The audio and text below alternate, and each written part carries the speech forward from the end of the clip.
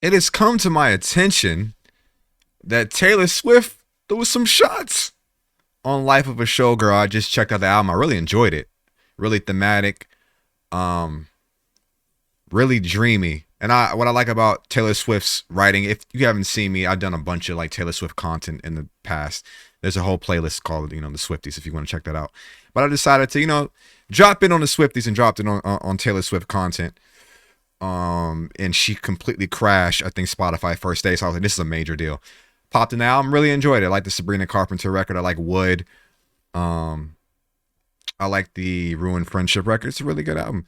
What I like most about her writing is that like it's ageless, in that pretty much anybody from any age group can enjoy it. It's not really age specific. And she's such a genius writer that she wrote it so that, oh my God, my camera falling. My camera falling like Alicia Keys. Hold on. All right, we good. As I was saying, that it's not really age specific, so she can never really age out of her demographic because she's always going to be gaining new fans and also retaining old fans. But let's get into the drama. Oh, I'm meshy. I love the drama. I love the drama. You guys, I have my cardigan on, and we are talking about the fact that Taylor Swift is seemingly calling out Charli XCX on her new album. Fans are speculating that one of the songs is about her. Plus, we're going to talk about all the other reactions that have come from this what Blake Lively got shady too, Kim Kardashian. I've been hearing a bunch of things. Release.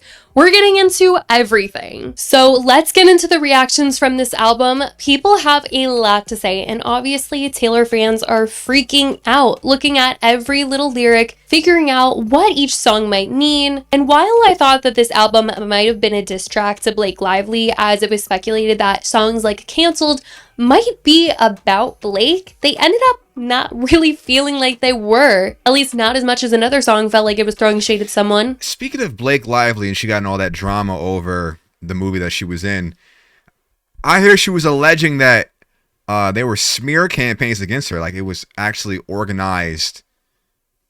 Like it was an organized effort. And that's diabolical if true. Instead, fans are feeling like she was coming for Charli XCX. And if you're like, what kind of beef could these two possibly have, then buckle up. While neither artist has confirmed anything directly, obviously, fans are convinced that there's some subtle shade being thrown, especially after Charli dropped her album Brat. The two of them actually go way back though, like Charli literally opened for Taylor on tour at one point, which should have been a career high, but a quote from Charli later made headlines for all the wrong reasons, as it didn't seem like she had the best time. She just felt like she wasn't performing to an audience that really got her. She said in an interview that it felt... That's the point of it. It's not your... I could see where she's coming from as an artist. However, that's the whole entire point. That's the opportunity of opening for such a big audience. You're going to be converting a lot of those people that wouldn't otherwise not listen to your music and are there for Taylor Swift. They're there for the main attraction, but this is your opportunity to win new fans. That's the whole point, sweetheart. That's the whole point of doing the. I don't know. That's just me. She was waving to 5-year-olds on stage, which many Swifties just didn't love hearing. According to Variety, Charli went on to declare that she was done opening for other artists.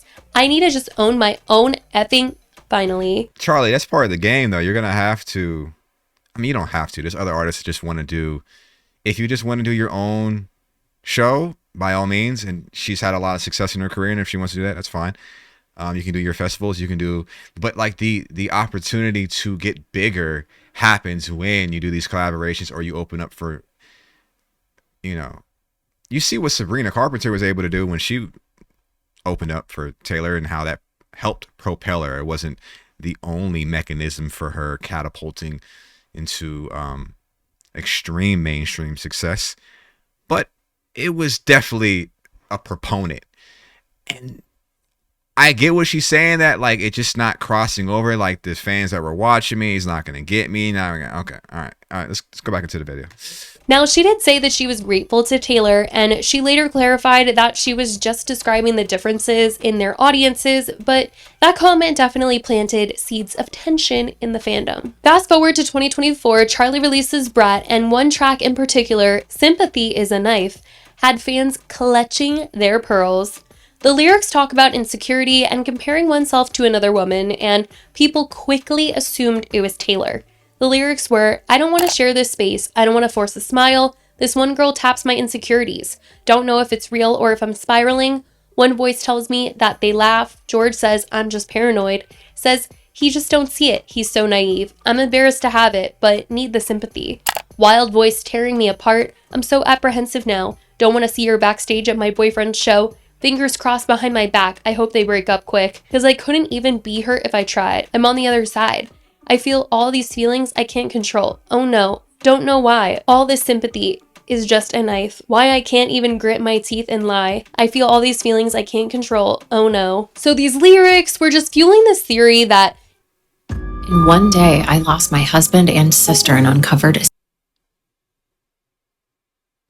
She too old for that. Charlie too old for that. about this being the girl that Charlie possibly didn't want at her boyfriend's show and hoping that Maddie and Taylor break up soon. At least that's how some people were interpreting the lyrics. There was even more drama surrounding them when some fans were speculating that when Taylor's team suddenly pushed a UK release. Is that boy from the what's that group? The 1975? I thought he was I have my own opinions on, what's his name, Matt Healy. I don't really care for him. But yeah, back into the video.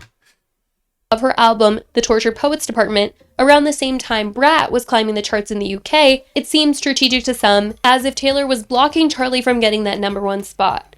And then, during one of Charlie's shows, fans in the audience literally started chanting, Taylor is dead in Portuguese. To be fair, not about the Taylor, I'm not making a point on the Taylor's dead in Portuguese, I just happened to pause it. To be fair, if she felt that way, Taylor was doing a lot with the promotion of the last album. Like, there was vinyls, there were special edition cassettes, she was selling mugs and cups.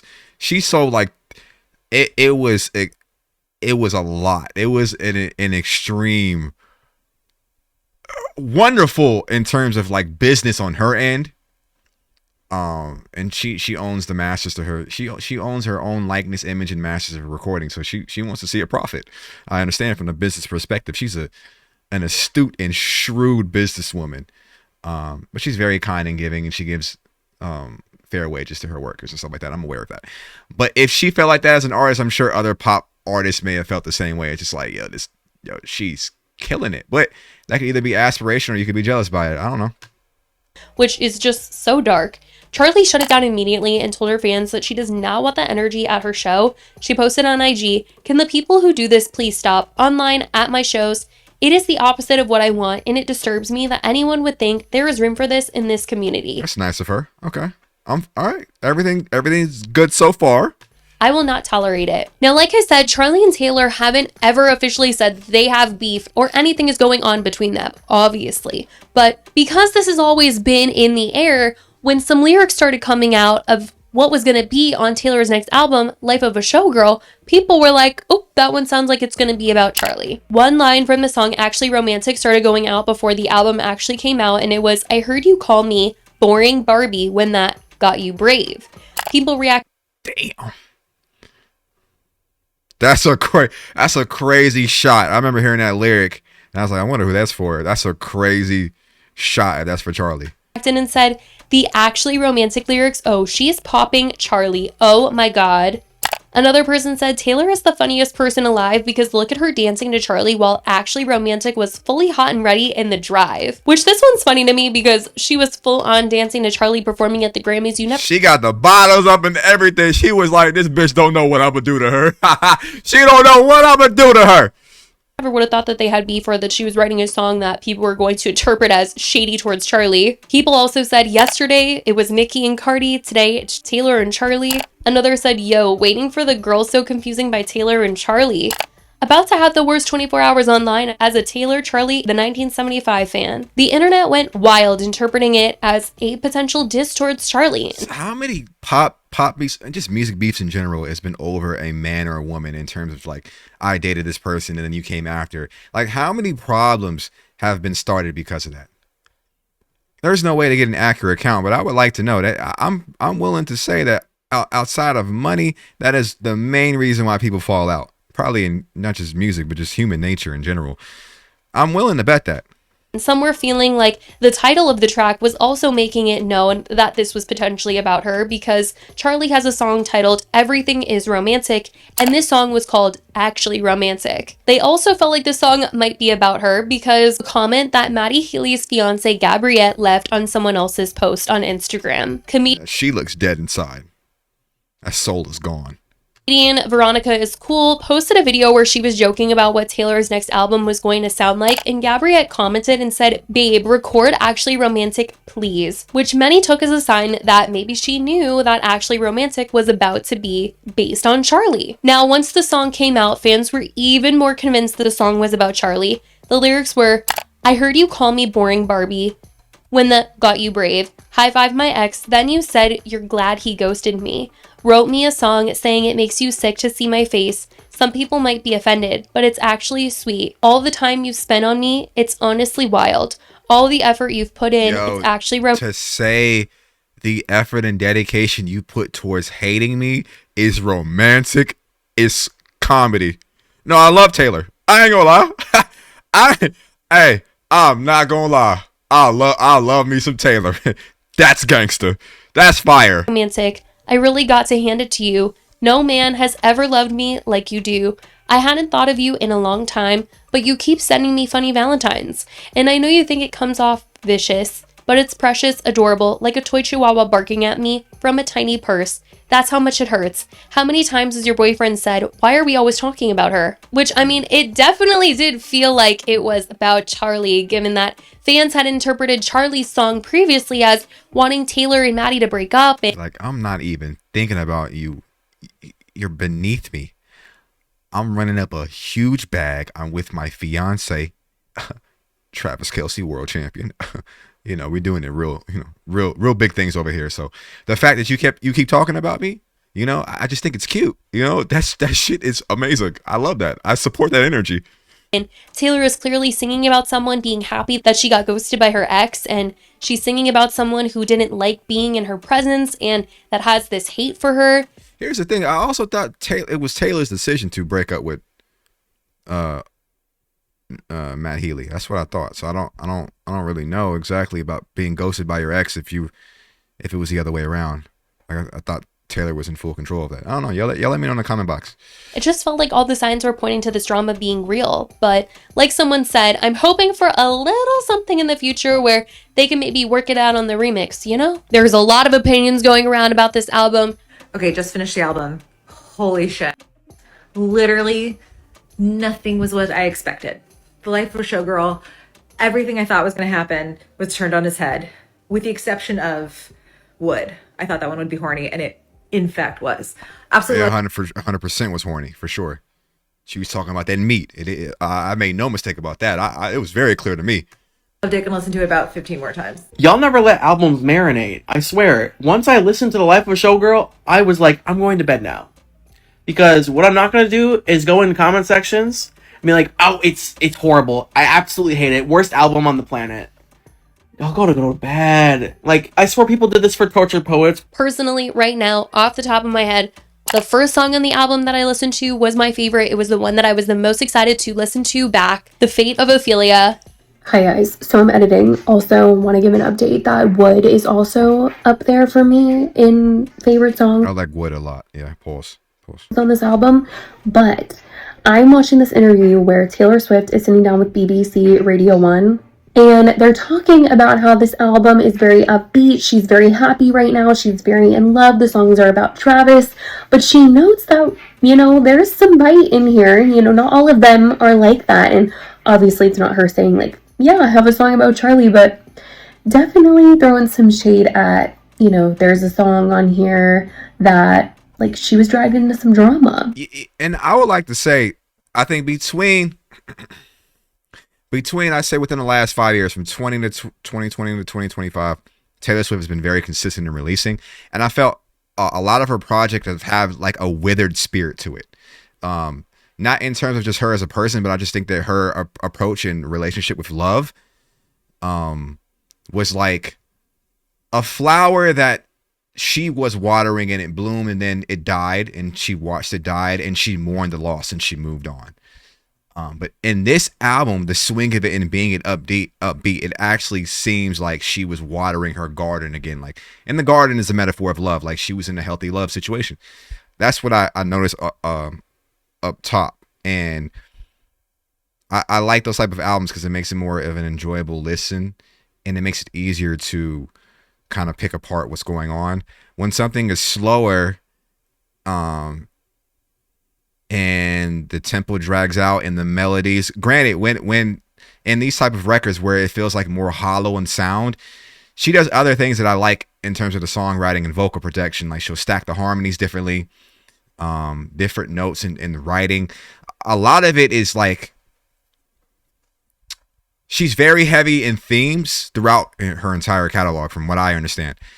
And she, while it may not be every song is about her life, she embodies different characters in these type of music, where it's like the whole entire body of work, I'll walk away from it like that was a withered rose, like it was a withered spirit of love, like that was just a season for her in her inspirations. And this one is different. I was like, all right, I like it. I do like it. But going into the fall, I didn't know what to expect because it's fall, it's no longer summer, we're going into winter, and I expected a more slower down tempo album. But with a title like Life of a Showgirl, I would have hoped there was some swing to it, and there was, so I enjoyed that. And is that drama Charlie's song, or like this unspoken like beef that they have? The album reflects your mood, which is, I think you're probably feeling quite giddy. Yeah. I think you're feeling bright and happy and sweary, which I really liked in some of the tracks on the album. Yeah. It's Sweary is a good word to describe the language on the album for sure. big, happy pop. Yeah. And you're in love. Yeah. You are. It's kind of gross. No, it's It's not. It's kind of gross. It's hilarious. No, it's not. It's not. It's not. lovely. I don't know what you heard. No. It's not that kind of album. No, but it's lovely and bright and happy. But But it's also got teeth to it. It absolutely has. So like I'm proud of that too, because it's a full picture of like the full life experience, which for me is like there's always some element of drama that someone is forcing into my consciousness, which is fun to write about too. Not everyone has been loving the album though. There's certainly some. She comes across these days as very sure of herself and very confident and very not to say that she was insecure in the past or anything. I mean, as humans, we're always going to be insecure about something, but in these days, it seems like to me, how I interpret it, the closer she gets to retirement and walking away, not from a business perspective, but like maybe just being the artist that's releasing this consistently, the more she gets closer to retirement, the more sure of herself.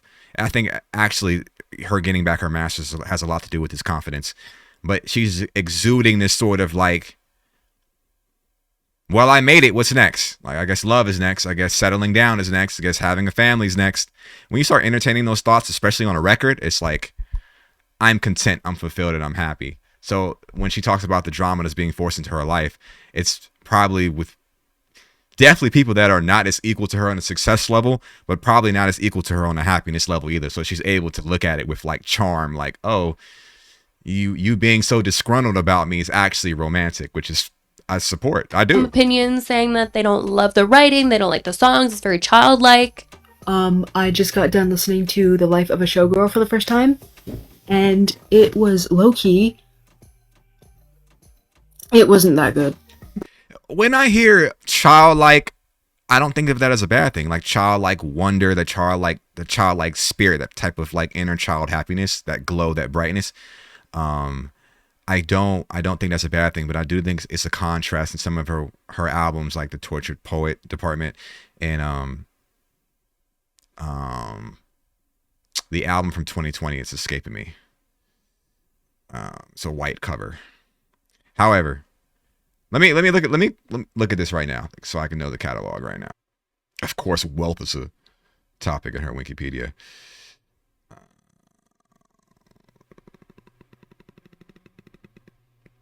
Midnight's was very dreamy, but Evermore and Folklore, I had that type of. It felt like the writing was a lot more dense. And this one is pop. I like pop though, so I mean, I'm sorry, it was not your thing. Like it was. Those other albums were written like novels, in my opinion. Not bad. It wasn't like horrible. Like I'll definitely revisit it. I definitely have to listen to it again. But what were they doing in that studio? What was going on? Especially Honey. That song was really bad. I'm sorry. I just got done listening to Taylor Swift's new album. It's hard to judge an album by one initial reaction. You gotta let it marinate. You gotta let it sit with you, and you gotta live with it. I hardly judge albums anymore off first listen. I really do. That's probably why I do less reactions these days. It's just no point to it. I'm gonna end up having a different perspective 6 months or 12 months down the line, in my opinion. Okay, I don't want to get dragged by a second blonde lady stands. Here's my first thoughts. A second blonde lady stands. Who did you get dragged by the first time? She is in love with that man. She is in love with that man. Like, y'all be like, it's PR. No. That's her man. That's very clear. Yeah, that's clear. This is like Reputation's younger sister. Which Reputation, and I like Lover. That's my favorite. And then Reputation is, but yeah, I could see that because Reputation had more bite to it. Granted, where she was at in her life, she's being betrayed by a lot of people in the industry. So I see where she's coming from. Okay, that's not as pretty as her older sister. No shade. Better than the last album, personally.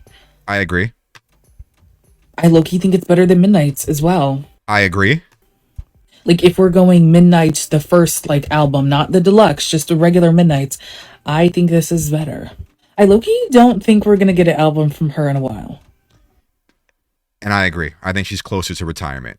I think that's exactly what I get out of this album, the vibe. Like, something about this feels like... Final. Like, okay, y'all leave me the... Yeah, I'm with her. Right now. Okay.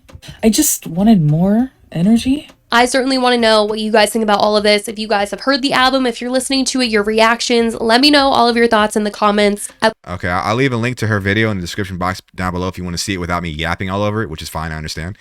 But those are my thoughts on it. I was going to do a commentary, like a video on it, but I was just like, that's a lot of editing. I don't really have the time right now between jobs and other responsibilities. But I do want to do the Eras tour, and I'm gonna end up doing it when I get a break. If you're Swiftie fans and you've been watching me for a long time and you're still watching, you might as well be still a viewer and a Swiftie at the same time. I'm gonna do Eras for sure. I promised a long time ago, but I'm gonna do the Eras reaction when I get the time, like probably over winter break or Thanksgiving break. So expect that during those times. Hope you're having a wonderful evening. You let me know, or day, whenever you're watching this. Wonderful day, wonderful evening, and let me know in the comment box down below what you thought of the album. All right, see you living as always. I'll be safe. Shwee!